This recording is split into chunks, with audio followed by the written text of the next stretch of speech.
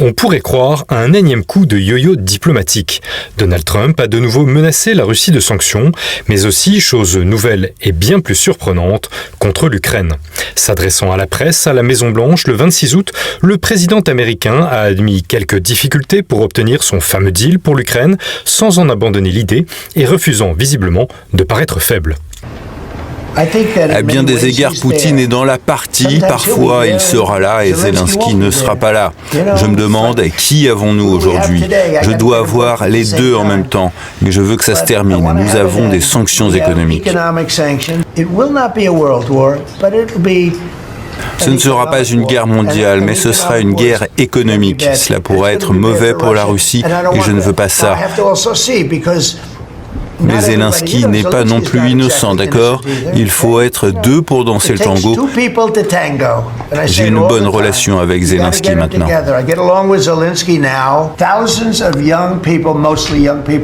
Des milliers de jeunes meurent chaque semaine. Si je pouvais sauver cela en imposant des sanctions ou simplement en étant moi-même ou en utilisant un système de droits de douane très dur qui coûte très cher à la Russie ou à l'Ukraine ou à qui que ce soit d'autre. Mais j'ai arrêté 7 guerres et 3 d'entre elles duraient depuis plus de 30 ans. Alors pour le président Zelensky, cette annonce de Donald Trump est plus que bienvenue. La Russie ne fait que montrer qu'elle va continuer à éviter de vraies négociations. Seules les sanctions sévères, des droits de douane élevés, une vraie pression peuvent changer ça. Le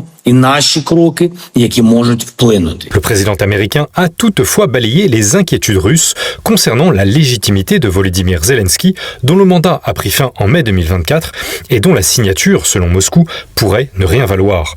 Trump, qui a répété que l'Ukraine n'aurait jamais dû continuer le conflit contre un pays 15 fois plus grand qu'elle, se félicite aussi d'avoir obtenu des Européens qu'ils achètent eux-mêmes, via l'OTAN, les armes dont Kiev a besoin. Une bonne affaire donc pour la puissance américaine qui avait, sous Biden, dépensé 350 milliards de dollars pour l'Ukraine. Et dans les coulisses, sa diplomatie s'active. Hier aussi, son envoyé spécial Steve Witkoff a confié sur Fox News qu'il tiendrait des réunions toute cette semaine avec les Ukrainiens. Il a de surcroît affirmé discuter avec les Russes chaque jour et que Vladimir Poutine avait réalisé un effort pour renouer le contact en bonne foi. Reuters a par ailleurs révélé hier, 26 août, citant 5 sources, que Washington et Moscou avaient discuté d'accords énergétiques, les Américains espérant inciter les Russes à formaliser un deal sur l'Ukraine.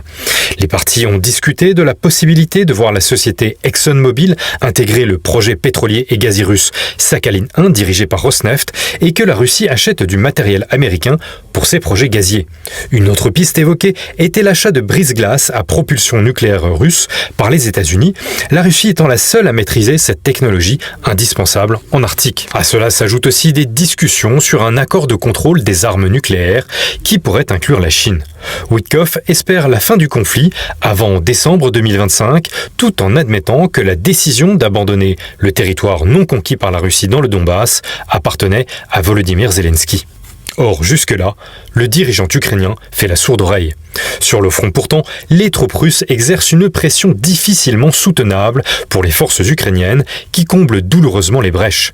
Le 25 août, l'état-major ukrainien a rapporté 136 affrontements sur ce front, dont 43 attaques dans le seul secteur de Pokrovsk, nouveau verrou du Donbass. La pression est aussi sur les Européens qui doivent apporter des garanties de sécurité à Kiev qui seraient bien sûr acceptables par Moscou. Jusqu'à maintenant, bien sûr, la Russie ne veut pas entendre parler de troupes occidentales au sol, alors qu'Emmanuel Macron, qui a qualifié Vladimir Poutine d'ogre la semaine passée, envisage une force de réassurance sur le terrain. Une rhétorique et une posture fort peu diplomatique, encore et toujours à contretemps du grand jeu entre Moscou et Washington,